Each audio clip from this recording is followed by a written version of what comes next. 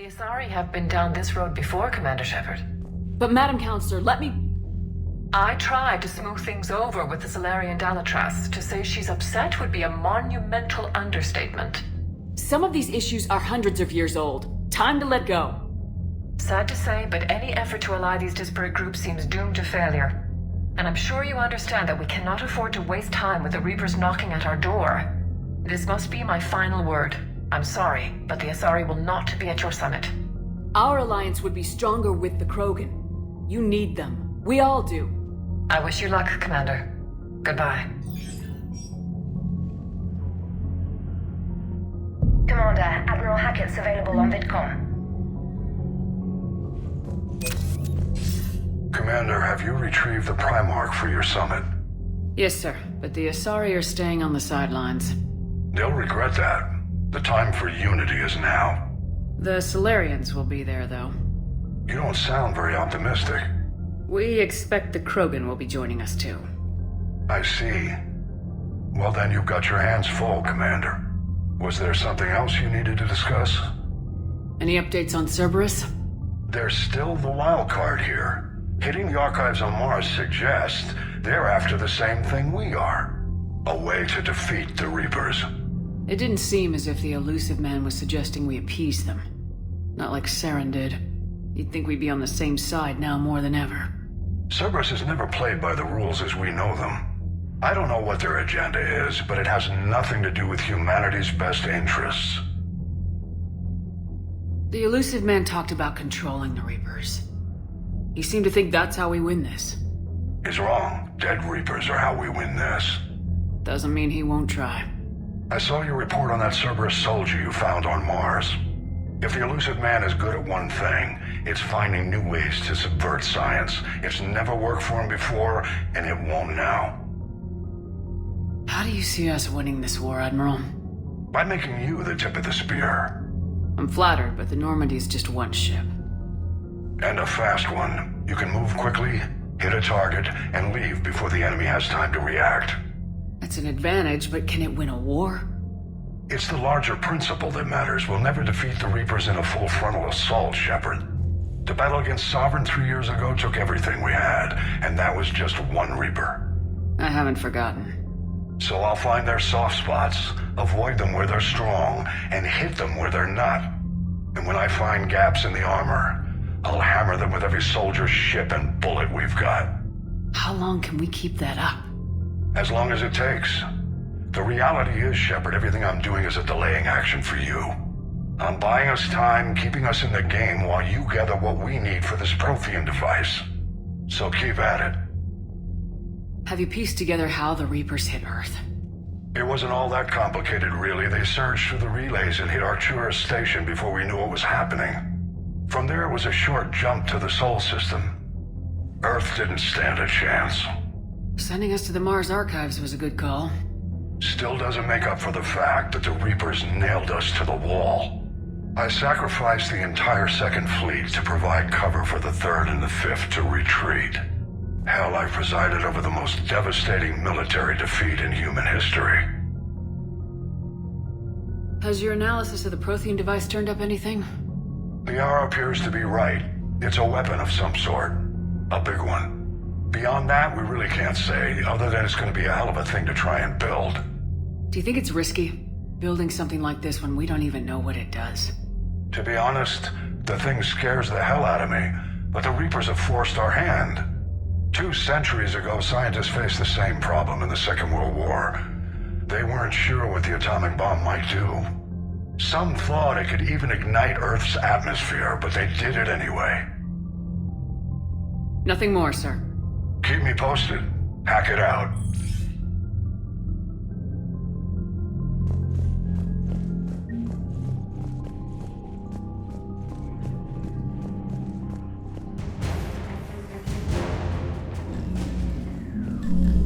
Commander? Edie just went offline. What do you mean, offline? I don't know, she's not responding and I can't access the AI core diagnostics. You better get down to deck 3. Commander, comm systems are going haywire. Whatever's happening is centered on deck 3. See if you can get to Edie. I'll check the AI core.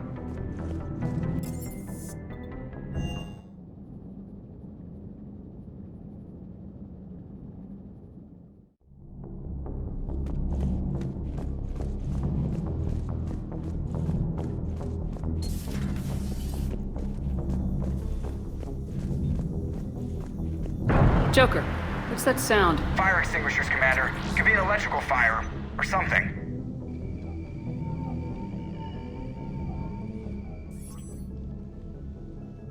I'm going in.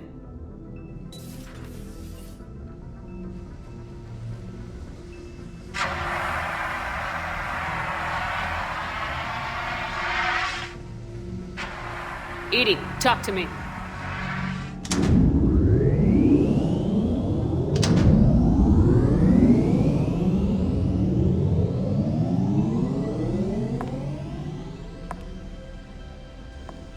Is there a particular topic you wish to discuss, Shepard? Edie, Yes. you're in Dr. Eva's body. Not all of me, but I have control of it. It was not a seamless transition. A transition?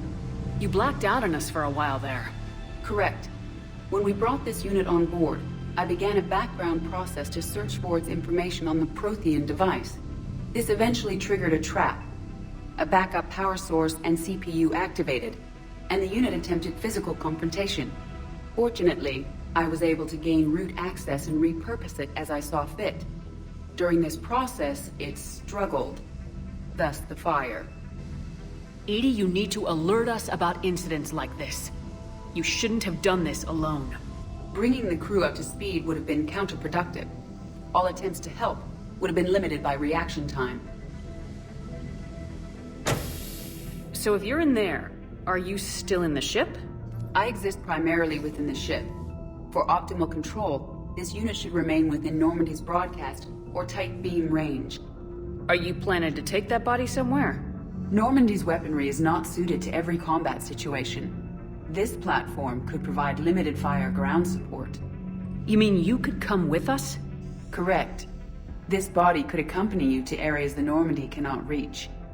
Before we do that, I need you to guarantee this mech doesn't have any more surprises in it. Run whatever tests you can, then we can talk about using it in combat situations. One moment. I am running trials. Complete. I can send you a full report if you wish. However, my first step should be restoring functionality to the Normandy, to reassure the crew that all is normal. Just don't be surprised if the crew's a little wary of your new body. It was shooting at them a little while ago. An excellent point. I will take it to the bridge. Joker will also want to see it. On that, we can agree.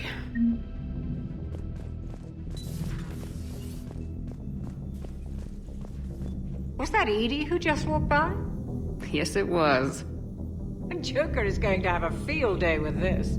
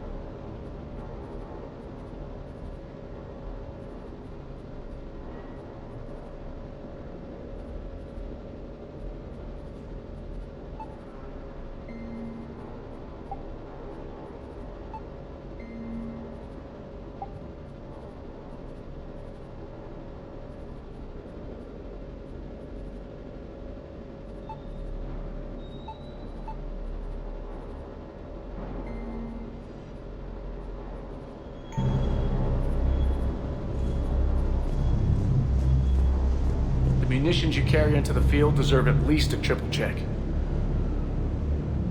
Everything is in order.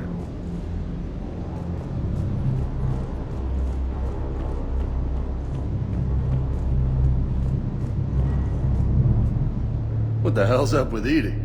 She's found a new home, I guess. A super hot, sexy home. You take her on a mission, I'm gonna be just a little bit distracted. Even more distracted. Nice try.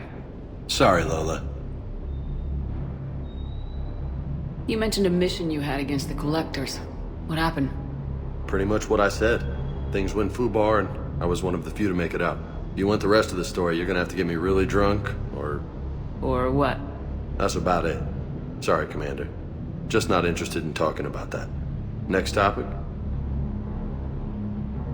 You had a hard time leaving Earth. You still want to head back? Hell yeah. But I get it now. It's not where I'd be most useful. Not yet, anyway. We'll get back there. I know. And I'll do whatever it takes to get us there, Commander. Maybe no more shuttle crashes. No promises now that I've gotten the taste for it. Besides, I like to keep Esteban on his toes. I take it you and Lieutenant Cortez know each other? Yeah, Esteban did a stint on Fel Prime where me and my squad were stationed. I caught up with him on Earth a few months back. He's a good guy. Just don't tell him I said so. It'd go to his head. What's with you and the nicknames? It's just my way of remembering people. Some people just don't match their names, you know? So, I just give them a new one. So I'm a Lola, huh? Yeah, my best friend's sister growing up was Lola. Older sister. Hot. Tough. Right. You got family back on Earth? Yeah, an uncle. Retired military. Got a few cousins I haven't heard from in a while. You and your uncle close? Yeah. He was the reason I joined the Marines and was about the only good thing in my life after my mom died. No dad? He's there. Somewhere. But I'm not sure I'd call him family. Not anymore. I would like to find out how my uncle's doing, though. I'll talk to you later. You bet.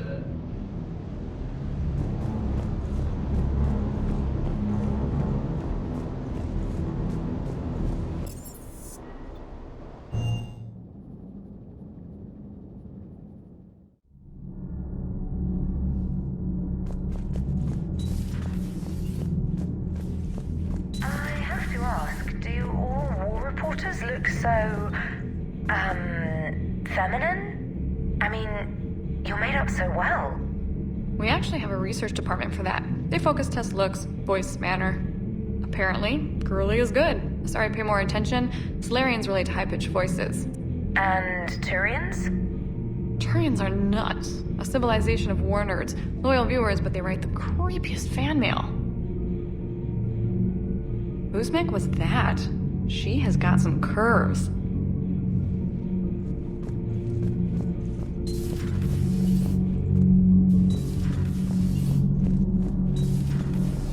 So, Gabby, have you seen Edie's new body? Oh, I knew this was coming. I just mean, it's an amazing work of engineering. Elastic titanium silicon polymers, ultra-light harmonic phased power cells. Mm-hmm. And if she ever accidentally walks into a wall, there's just so much padding. Ugh, I knew it. Wish I were a wall. You pretty much are, Kenneth. Commander. Sometimes keeping the grid balanced is pure murder. Commander?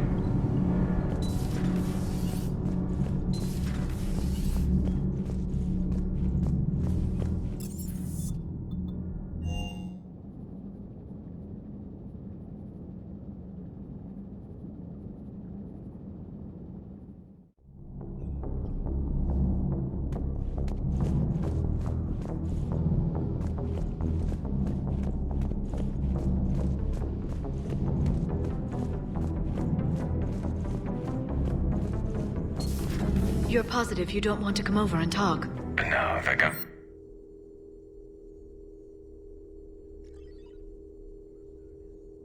Garrus?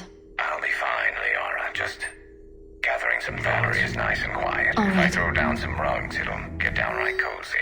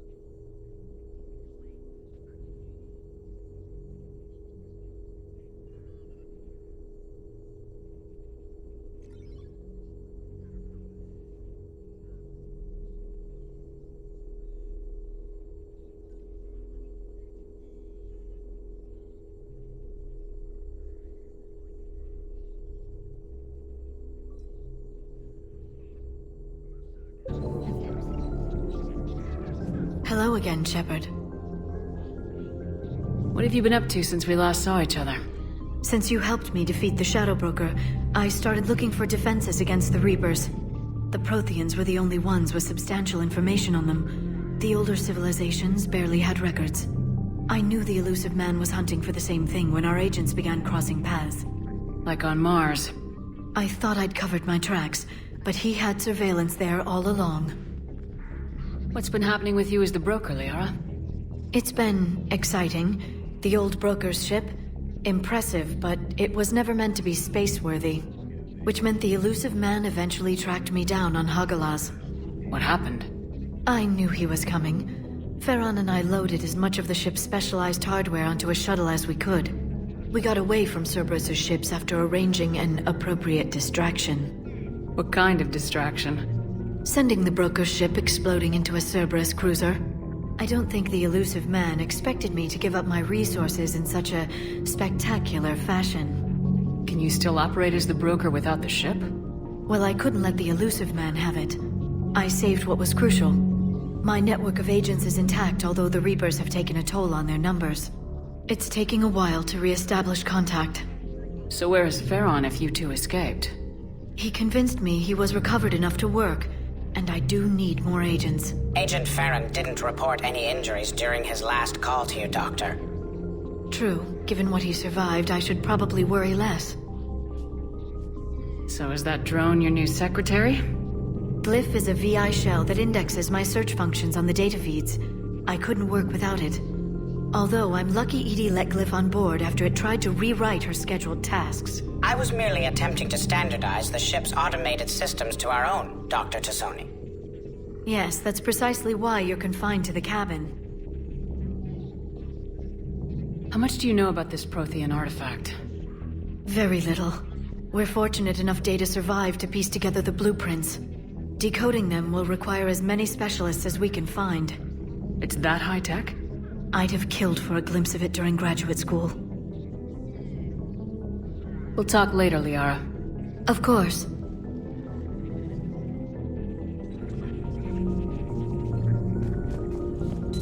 Greetings, Commander.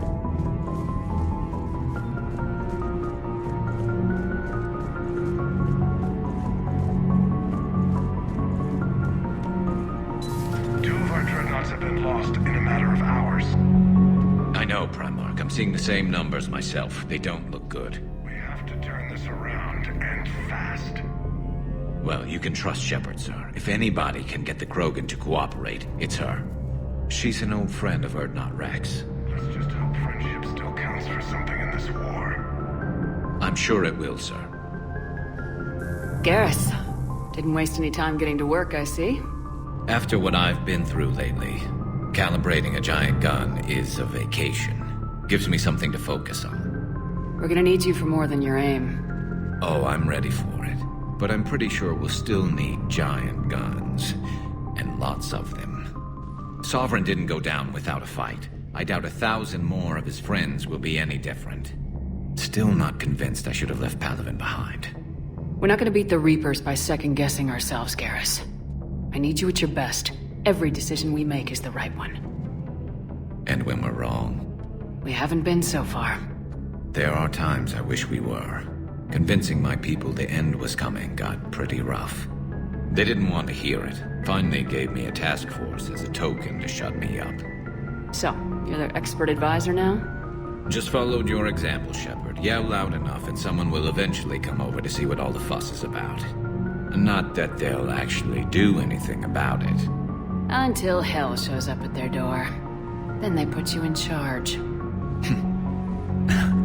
Not like the old days, is it? Rogue Spectre and C-Sec agents running and gunning outside the lines, making it up as we went along. We're actually respectable now. We've lost enough friends trying to make sure this day never came. I'd say we've all earned some respect. Then the first Reaper we take out with this gun, it's in their honor. Just give the word. Something else you want to talk about? You mentioned you still had family on Palaven. My father is there. Sister, too. How long's it been since you heard from them? Long enough to be worried. I'm sure they're okay. That's the thing about getting old, Shepard. The platitudes get just as old. What about you? Any word from your family? My mother's in the Alliance. Haven't heard from her since Earth got hit. I'm sure she's okay. I know you don't have any illusions about what we're up against, Garrus. How do you rate our chances? I know it looks bad now, but I think we can win this, Shepard. For the first time since we met, we're not alone in the fight. It's something I learned long ago in C-Sect. An imminent and painful death has a way of motivating people. Instead of questioning your every word, whole civilizations are going to be begging you to save them. After what's happened to Palaven, you still believe that? I didn't say there wouldn't be casualties. It's something Turians are taught from birth. If just one survivor is left standing at the end of a war, then the fight was worth it. But humans want to save everyone. In this war, that's not going to happen. So what's this Reaper task force you've been running? After what happened to you out there in Batarian space, I knew time was running out. For all of us. The Citadel Council was a dead end, so I did something I never thought I'd do. I went to my father. He used to work for C-Sect, didn't he? I seem to remember that the two of you didn't see eye to eye. To put it mildly. But he still had heavy pull in the Turian government. The Primarch, well, the old one, was a friend of his. So I went to my father and laid out everything we knew about the Reapers, from Saren all the way to the Collector base. Let me guess, he laughed in your face. Amazingly, no. He just listened. My father may have been a pain in the ass about rules and regulations, but he never let politics cloud his judgment. If the connections were there, he wouldn't deny them, and he saw what we always knew. The Reapers were coming. I'm glad someone finally agreed. He did more than agree. He took it to the Primarch. I like his style. Except the Primarch wasn't as convinced. My father kept pushing and finally got him to commit some token resources. And if you call them a task force, it sounds like you did something about it. What'd you do with it? As much as I could get away with. And a little more. We hardened our lines of communications, expanded emergency stockpiles across the colonies, improved our early warning detection protocols. You think it helped? I'd like to think it bought our fleet some extra time. We'll know when this war is over. That's all for now, Garrus. It's damn good to have you back. Wouldn't miss this fight for anything. Now, I'm sure somebody screwed up something down here. I want to get the old girl back in fighting shape.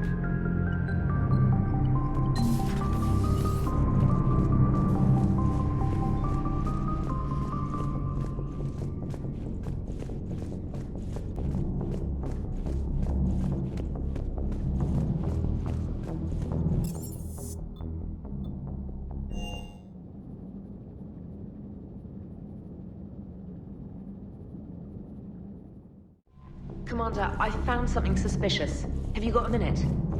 Commander, are you alright? It was fairly intense up here. I can only imagine what it was like down on that moon. I thought you'd be more concerned about Edie. Edie is a huge asset to this team. If she'd told me about her plan to obtain a body, I'd have volunteered to help. I did not wish to force a conflict of interest between our friendship and your duty. I'd have preferred a conflict of interest to a hard restart of half our systems. But thanks, regardless. While you're here, though, I found something while scanning Alliance channels. Grissom Academy is requesting help. The Reaper invasion front will hit them soon. I thought the war would close most schools. Grissom Academy is more specialized than a normal school. It's home to some of the smartest students humanity has to offer. Their Ascension project is the best training facility in the galaxy for human biotics. Yes, I sent a young man named David Archer there. I'm just surprised they're still open. Some of their work has Alliance support. That might be why they stayed. What can we do? A Turian evac transport responded to their distress call, so normally I'd say we don't need to do anything. But something sounded off in the Turian signal. I had Edie perform an analysis. It's fake. Edie thinks it's Cerberus. She said the fake Turian signal was similar to the one that lured you to a collector ship? Long story. In any event, Whoever faked the signal wants us to think Grissom Academy's being evacuated. But I believe they're still in danger. Good catch. Maybe you belong here after all. If this really is Cerberus, hopefully this operation is something worth investigating. It could be simple disinformation. Trainer, good catch. Thank you, Commander.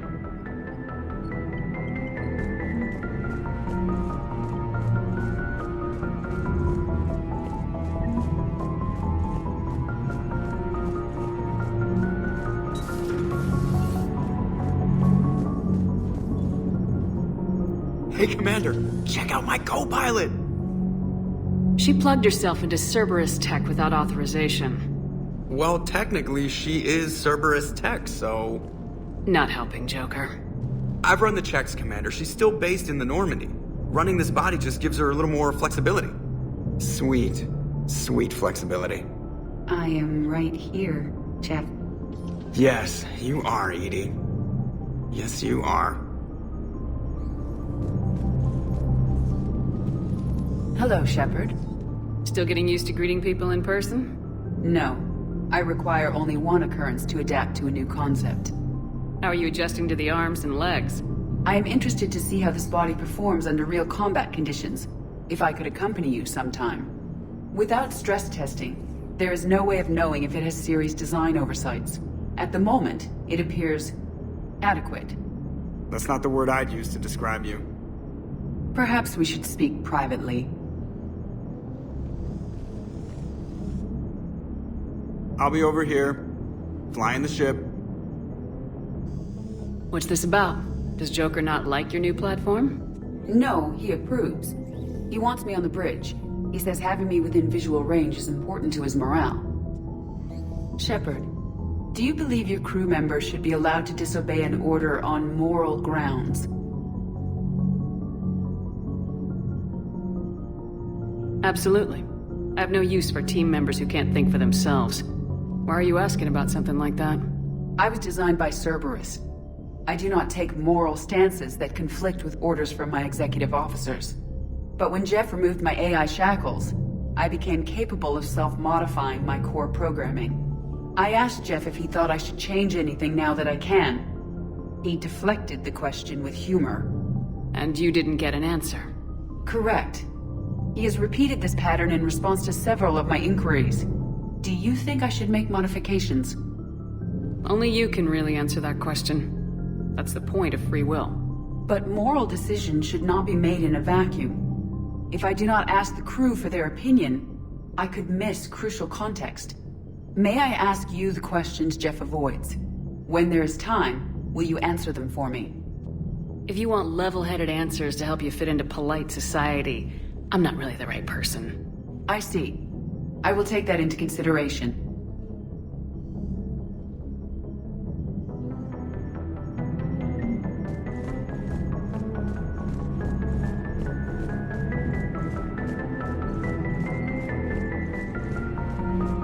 Commander, you have a message from Major Alenko. He must be feeling better.